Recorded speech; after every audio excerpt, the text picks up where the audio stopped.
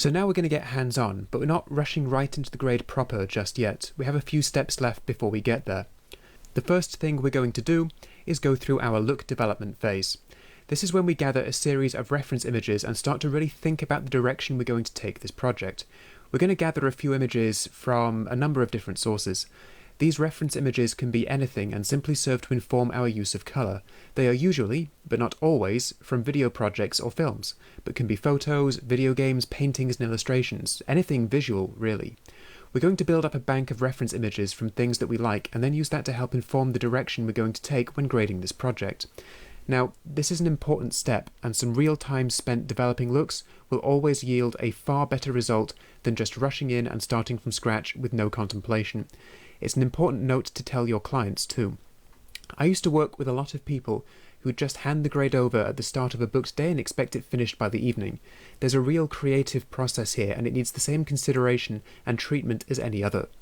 Communicate with your client and try to get them to send you some still frames from the edit in TIFF format. That will give you a series of images to work on that retain almost all of the colour information that was present on the files the offliner used. Perform your look development on these TIFF stills before the main project even arrives. That way you have your look development out of the way and then have all the working time you need to finish the grade and produce the best possible version of that project. Do not become lackadaisical and think this is going to be easy. It won't turn out as well as it could. Always try and get this sorted first. Preparation and planning are really important to doing the job properly. So I'm going to import a set of still references that I've already found. To do this, we right-click at any point in our stills bin, in here, and we choose Import, and we're going to go to Pictures,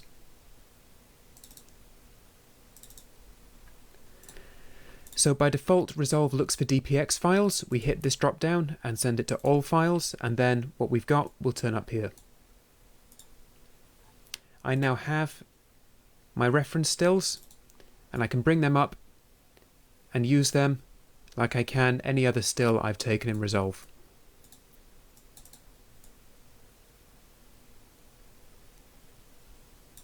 I've got one here from the Super Bowl ad for Mr. Clean and two from the Halifax Bank.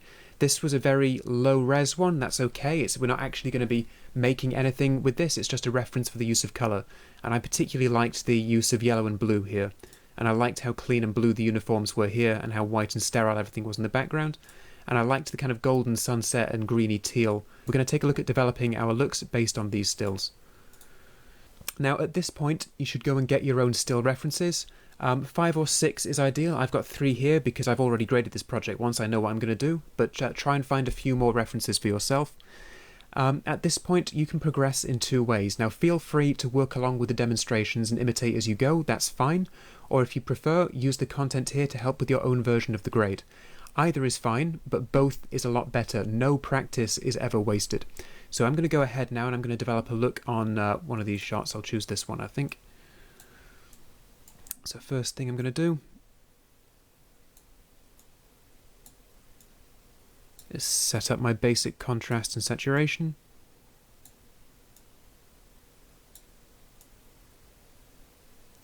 Now I don't want my shadows to be too harsh. I don't want it to be like that or anything. This is quite a nice sociable atmosphere we're going for. This is a recruitment firm, and they want to be approachable, they want to be dynamic, they want to be appealing, they don't want anything to be too dramatic or off-putting. So the shadows shouldn't get too dark, and we probably want nice, bright highlights. Okay, what I'm going to do is I'm just going to increase the mid-tone shadow contrast a little bit with this curve, which is a good trick. So I'm not crushing everything down or making shadows like this. What I'm just doing is pushing my undertones down a little bit and getting just, better definition of those details there. And I'm largely leaving my midtones and highlights alone, and that just helps add a little bit more detail to this image. Now we'll bring up the saturation a little bit more. That's pretty good. Now there's quite a strong yellow tint here, so what we're going to do is balance this.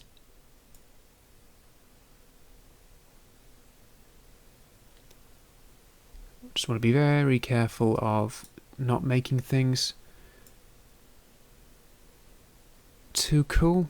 And making sure that the skin doesn't go completely pink. Okay, that skin might be a little bit on the magenta side.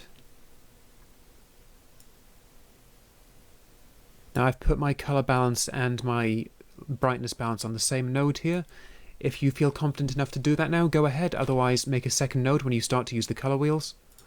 Just make it that much easier to keep track of what you've done. So, as a basic primary grade, that's a good starting point. It's got a lot of work to go, but we can get there. We can already start to see some similarities between this image here and the reference tool we've chosen, or that I've chosen.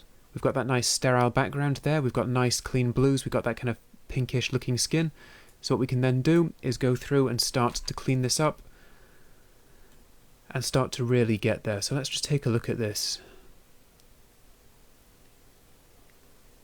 Okay, in this shot we can actually see on the scopes down here we don't actually have a point of pure black. It looks a little bit washed out for my tastes, and she looks a little bit pink. That hair looks maybe a little bit magenta-y. So whilst I like the separation between the background and the contributor here, the actress in this case, I don't quite like the way they've got their contrast, so I don't think I'll copy the contrast. I think I like to keep a few definite dark details there. What I will do in this node is primarily take care of the jacket. Now we've got a lot of blue and greeny looking things. First I'm going to do a hue VSAT and see what I get. It may be that that's clean enough already. I might need to do a little bit of work on the hues of different shades of blue.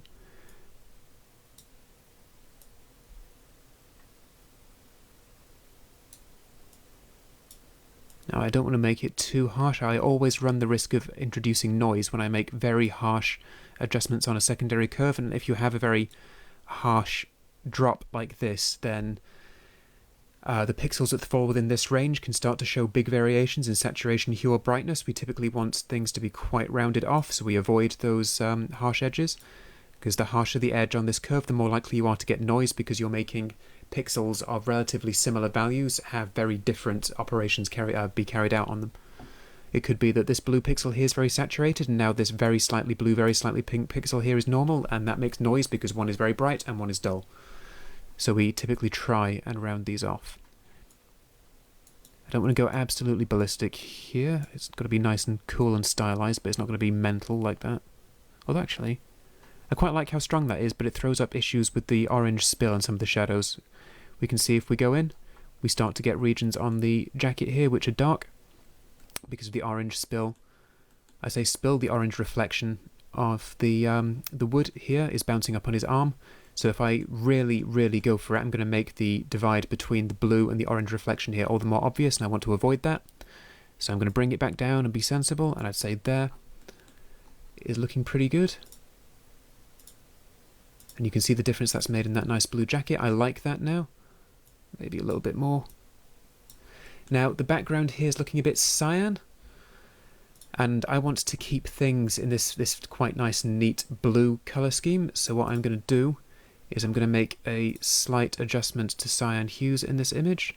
So you can see I can make them nice and green, or what I want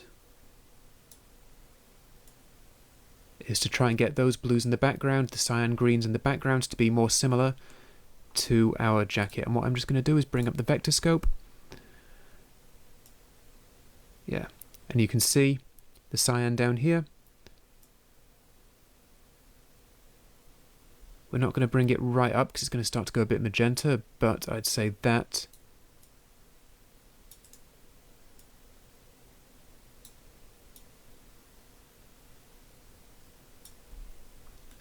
is better. So now if we take a look at this, we had before and after. Now we've taken care of that nice background. So let's think about what else we need. I quite like where that's going as a look. I like what I've taken from here. I think the background there is nice and clean. I could double down on that. I could use the lum versus sat curve, and I will make a new node because now I'm working on something different. So we've had primaries, jacket and blues, well basically the blues here. Now we're working on the background. I can pull some of the colour out of those highlights back there. I want to be careful that I'm not making big white patches on his face, on the skin highlights when I'm doing this, where if I pull that right down, obviously he looks bizarre there. I want to keep that under control, but I want to try and get these nice bright regions back here very clean. And now we've got mixed light sources here. We've got some tungsten coming in from the right. That's most likely daylight coming in from a skylight, and when we mix light of two sources, obviously they have a different colour temperature, and one doesn't look white. So I'm not going to be able to make a primary adjustment that is likely to get this whole image correct, which is why I'm working in secondaries here.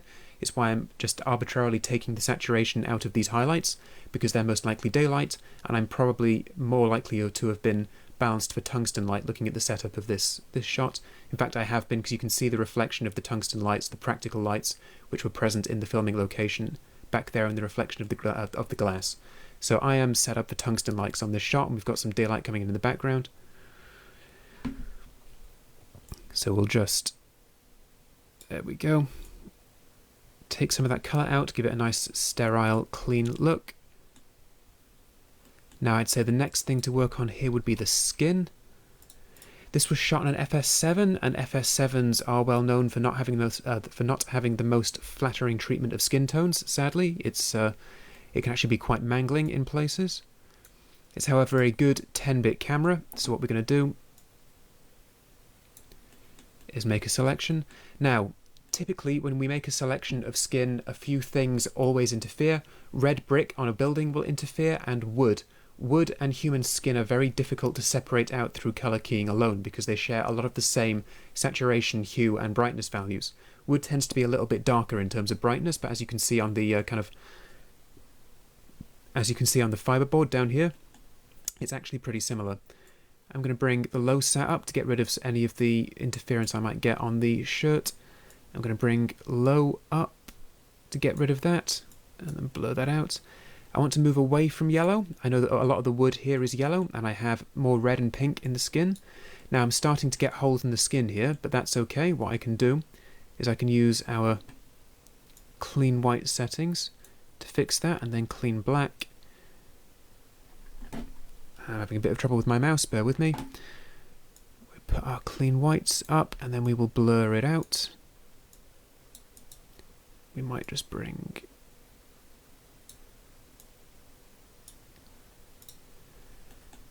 Okay, and then what we might just do now that we've got the skin, so we have a fairly good skin key, but it's not perfect. If I start making extreme adjustments here, you can see the shadows aren't quite included. We have a bit of a reflection on the table down here. We can garbage map that out dead easily though. There's a little bit of a halo, best I could do, around these hands, so we're not going to do anything really strong within this qualification. We're going to do something a little bit more subtle, and it's mainly just going to be saturation. Just a few points of saturation, I think. In terms of hue, we can check the vector scope. He's pretty ideal if we turn our eyeline on. He's more or less right down the eyeline. Is the hue, the colour of his skin is fine, doesn't need any work. I was just thinking it looked a little bit porcelain and washed out. So I'm just adding a little bit more oomph to his skin tone, and then we get a nice contrast between his skin and the blue of the jacket here. And now we've just got... We do have some spill on the table. Because of the nature of the adjustment I've made, it doesn't really produce much in the way of a visible result. If I go before and after, you don't see anything, whereas on the skin you can see before and after. It's a relatively small impact, but it is important. So we've got nice clean skin, we've got nice blue on the jacket there. There's a little bit, like some of these shadows are looking a bit green and a bit yellow, a little bit off. I might do something on those next, but the next thing I'm going to do is I'm going to finish off working on our contributor's skin, and I'm going to make a face vignette because his face doesn't quite have the contrast it would need to make a feature of itself. I would say that his face needs more contrast here, so I'm going to stick a vignette on that. And I'm going to track that power window. Dead easy. And then I'm just going to jack up the contrast on that a little bit. It doesn't need any further saturation, but now what we've done is we've increased the contrast, maybe not quite as much on the shadows. Now what we've done maybe what we'll do is we'll play on the idea of midtones versus highlights. Let's just take a look at that full screen.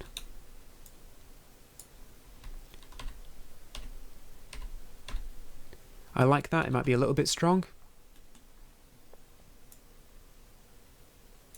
Let's just tone down our shadows and mids there. I think he's a very nice, his face there is a very good focal point. If this were a much closer angle, I'd do the eyes separately as well, but for the time being, that's fine. Okay, I'm quite happy with the way this is going. The only thing that stands out to me now in terms of definite image quality are some of these kind of greenish shadows down here. So let's just take a look at our shadows and see if we might be able to fix that. If I take a proper look at our scopes, I can see elevated levels of green in the shadows down here, so these correspond to these low readings, and we've got a bit of red, but we've obviously got more green, and the blue's a bit lower as well. I suspect this isn't going to work very well, but we can take a look at putting some magenta into the lift. Okay, that's better than I thought. It's very slight, but that does actually help it out. Before, it's a bit green. After, it's just cleared out. On the kind of streaming video you get on Udemy, that might not be immediately clear, but when you do something like that yourself, you can see that these small adjustments make a lot of difference. Like just cleaning out those shadows there just really helps make this image quite clean and bright. So, this is a pretty good look now. I'm quite happy with this. We didn't copy this exactly. We've got much, in my opinion, nicer contrast, and obviously our surroundings are different, but we've taken cues from it. We've taken the cue of the slightly pinkish skin tones against the blue and the kind of sterile bright background. When we're working from references, we can just try and imitate the reference, but we don't always. In most cases, we're looking for an inspiration and then we put our own spin on that idea, and that's what I like to think that we've done here. So I like this as a look. It's fairly good, it's simple, it's clean, it's quite nice and appealing, it's got a very nice simple colour scheme. It's technically very good, it's exposed very nicely, you're clearly drawn to the contributor's face. His skin is good. That's fine. So there's one last thing I might be tempted to add, and that might be a vignette. We'll experiment. I'm going to make a new node. And as I've said before, don't worry about the number of nodes you're using. Your goal is to do what's appropriate for the project. It's not to put 15 different nodes down on everything. It's not to put 25 nodes down on everything and have everyone think you're the super colorist. It's just to do whatever is appropriate for your project at hand. This project might go up to between, let's say, 5 or 12 nodes, depending entirely on what you choose to do, and either of those numbers is fine. If you get a good grade on this with 3 nodes or even 1, that's fine. It's just whatever produces the best result. There's no rule on the number of nodes you're expected to produce during a grade. And nobody's going to look at your grade and think, oh, you've only put 4 nodes down here, you're not doing your job. Like, just nobody's going to think that. So don't worry about it. Now back to the point, I'm going to make a vignette here and just see if I like the effect it has. I'm going to use a linear window. I'm going to drag it out. And what I'm going to do, there's a slight slant to the way he's sitting. When I make vignettes like this, I like to find kind of lines in the shot. So let's say there's a diagonal line described by the alignment of his spine and by the center of this shirt down here. I like that. There's quite a nice dynamic shape. So what I want to do is make a vignette that uses that shape to really emphasize the way in which he's sitting, and that kind of doubles down on the kind of the movement and the lines and the composition of the image. So you could just put a circular vignette on this, but I don't think that would be as good because he's making that diagonal line. I quite like that, and we also have this line here described by the table as well. We have these lines intersecting, so we have quite a nice kind of X thing going on, which is quite cool and interesting. Then what we'll do is we'll invert this, hit this button here, turn it off, and then we'll just bring down the brightness and the saturation a smidge there. And now what we've got is a bit of a vignette on the left hand side of our image that just focuses us back down on our contributor here. What we want to avoid is this big bright region being very distracting, because it's the brightest thing on the image and there's some quite dark stuff there. High contrast draws the eye. We don't want the eye necessarily to be drawn to this region back here. We want it to be drawn to our contributor's face. So we'd reduce the contrast in this region, and now our focal point is clearly and naturally the face of our contributor, and I think that is pretty good.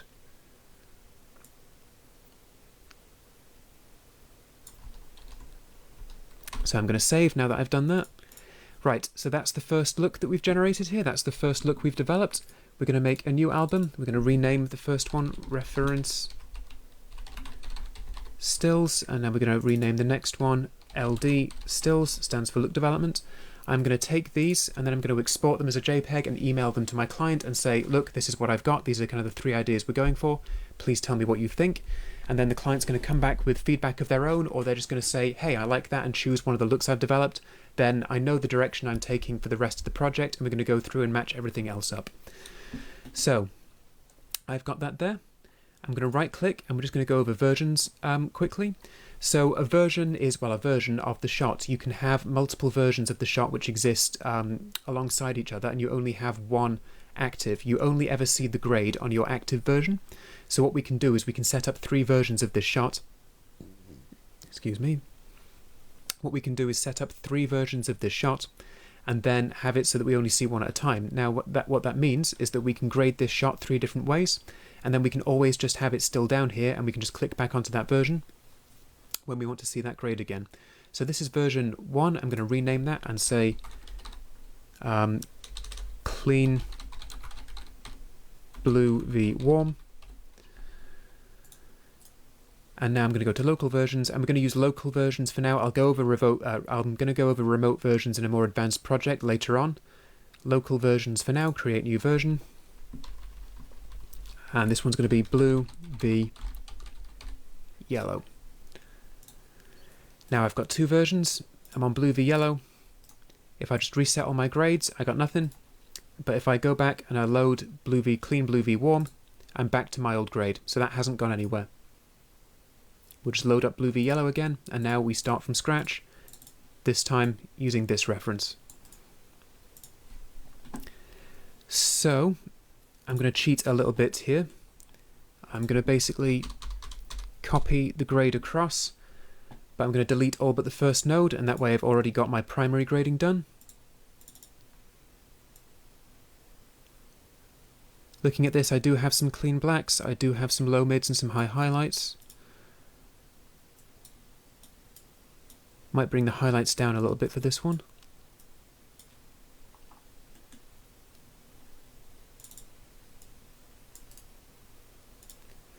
Okay, so this time I'm going to go for this real blue v yellow. Now the important thing to note is even though we have a strong yellow push to the midtones and everything outside of the blue, we still have clean blacks and shadows, we still have clean super bright highlights up here. So what we don't want to do is just go, look, job's done, and then we have these horrible artifacts all over the place. What we want to do is keep these bright whites clean and keep these clean blacks clean as well, whilst having an overall yellow push to everything outside of the blue colours. So the first thing I'm going to do is I'm going to get the blue and the cyan into position. So the first thing I'm going to do is make sure that the cyan and the blue all line up quite neatly. This is hue versus sat, not hue versus hue, common mistake.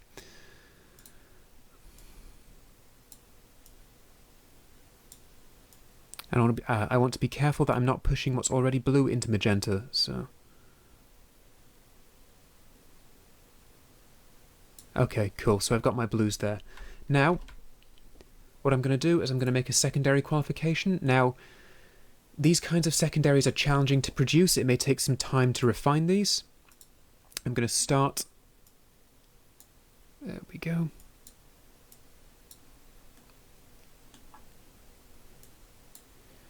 We're going to add a load of blur as well. And then what I've got here,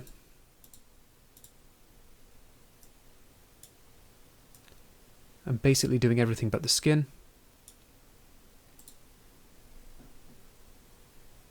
Now I can really push the blue on this, wang up the saturation, make it really, really blue. And now what we can do is we can make an outside node. We can hold Alt and hit O. And now anything we do in this node, as I said before when talking about alpha, we've passed an alpha channel along, so we're now working outside of the qualification we had before. So everything I do in this node happens outside of our old qualification.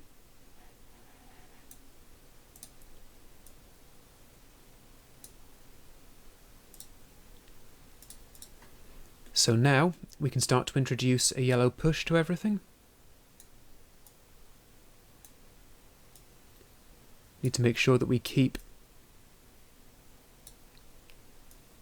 our highlights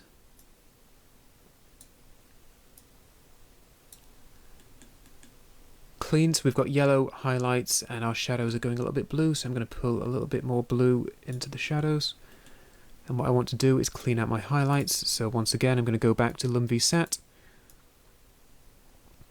and just bring that down. And now we still have that clean highlight. We have quite a warm feel. The skin, let's take a look. The skin is arguably okay there. Let's just take another look at this.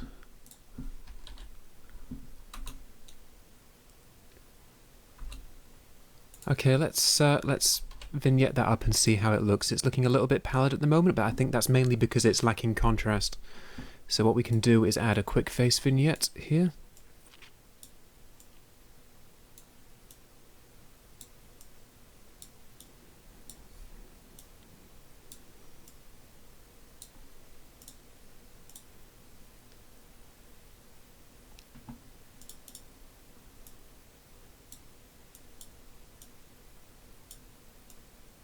And same as last time, let's play up the contrast between the mids and the highlights here.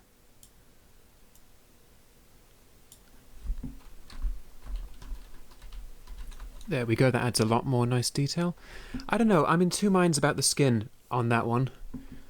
I think it might be looking a little bit off and yellow, but then that does fit in with everything else.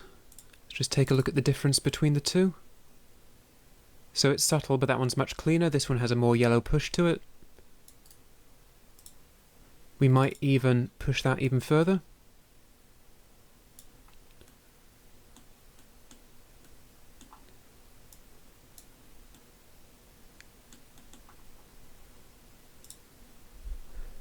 And on this occasion, I don't feel the left-hand side is particularly distracting, so I won't bother with the other vignette. So this is another version. We'll grab this and put it in our LD stills bin. And now we're going to make a new local version. And this time we're going to call it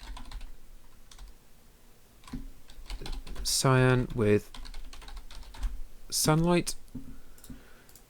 And we're going to reset the grade and start again. What we'll do is we'll just make sure that we get back to the same starting point we had. And that was copy and paste the old grade along and then delete everything but the first node, which is where we took care of most of our primary grading.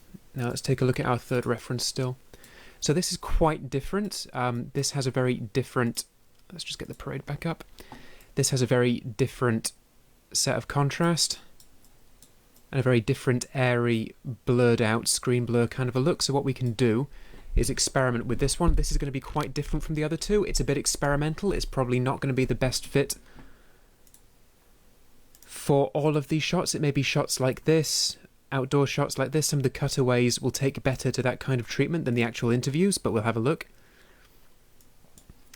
What we'll do is first off take a look at the kind of contrast ratio we've got going on.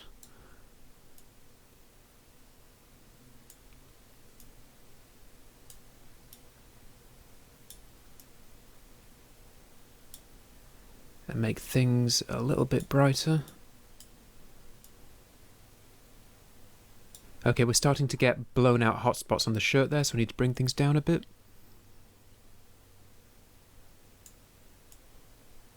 In fact, what I might do is bring that up and then go into a curve. And I might just bring the very top of the luma down. There we go. So I still get the brightness I want, but I keep my highlights under control. Just be careful not to do things like flatten out the face detail when you're doing that, because the face is quite bright on this one. Okay, so we've got quite a divide. We've got quite nice, warm highlights. We can see up here red, green, a bit lower, and blue. So everything is a slightly warm push, quite a warm quality to it, but it's not super saturated. If we take a look at it on the vector scope, it's not a super saturated shot. We already have stronger colours without much grading. So maybe there's even a little bit of violet in the shadows there. Let's take a look at the parade as well. There's definitely blue in the shadows. On the right hand side, in the face, I feel like there's violet there. I feel like there's purple in the shadows. Maybe it's just a little bit of red.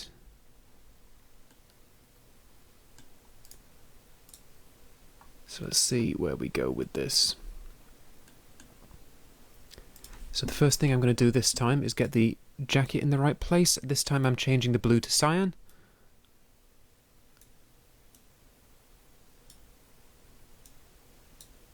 And then I'll jack up the cyan. Now we typically don't do things like this. We typically don't change important brand colours like this, but in this case we're experimenting a little bit.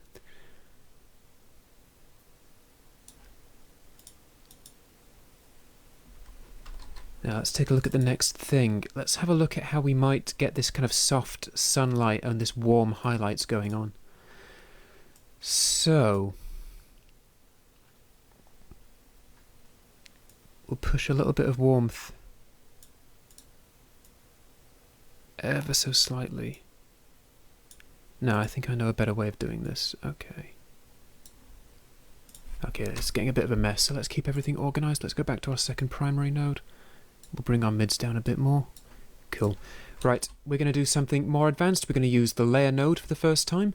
I'm going to cover the layer node. I'm going to cover the layer node in more detail on a later project. But for now, we'll do a simple use of it. We'll see how far that gets us. So the layer node is like setting up a layer stack in Photoshop. It turns our nodes into Photoshop-like layers, and then we can choose a blend mode, which lets them all collapse onto each other and make creative effects. So we can set it to overlay and make a bleach bypass. We can set it to screen and make a screen blur. We can set it to multiply and make something very dark and shadowy. What we're going to do is use a few new tools, and don't worry about this too much. This is almost certainly not the look we're going ahead with. In fact, it's definitely not the look we're going ahead with. I've already got that planned out, but we're going to experiment a little bit because we can experiment. I'm going to blur this out. Composite mode. If we right click on the actual layer mixer node, which is this grey block here, we can choose different blend modes and see the different effects that they have.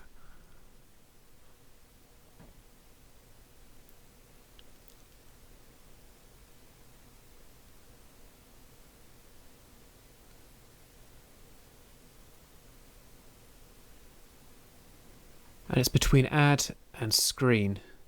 I'm going to choose screen. Now this looks ridiculous right now, but bear with me.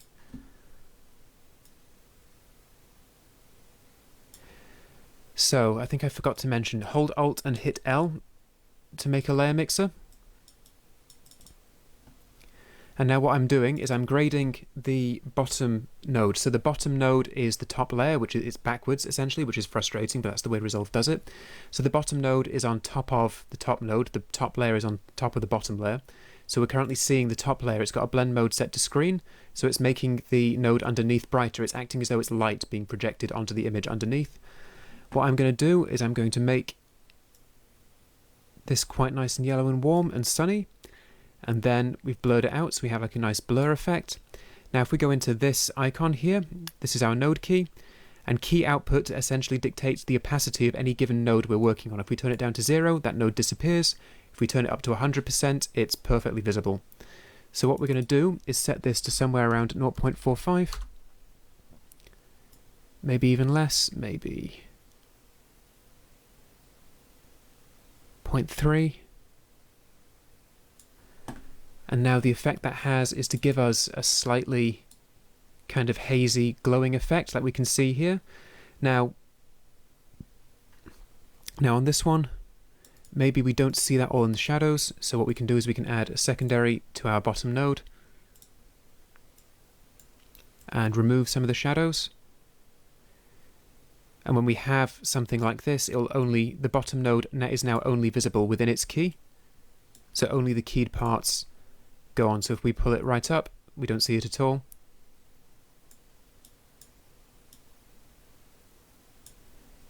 And now we just see, there we go. Don't worry too much if this bit is difficult to keep up with. This is mainly just a bit of experimentation, and we'll go through it in more detail in the next real world project when I manage to publish that. But for the time being, I just wanted to explore that idea and kind of get that. Okay, so that's cool. The face is too bright, but we can fix that next.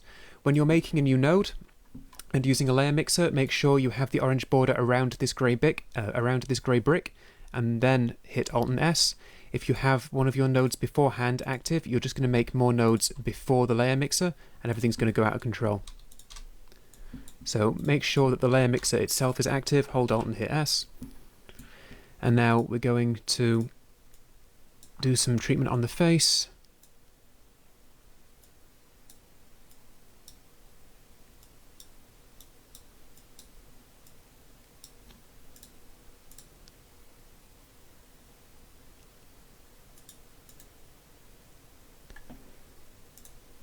Okay, so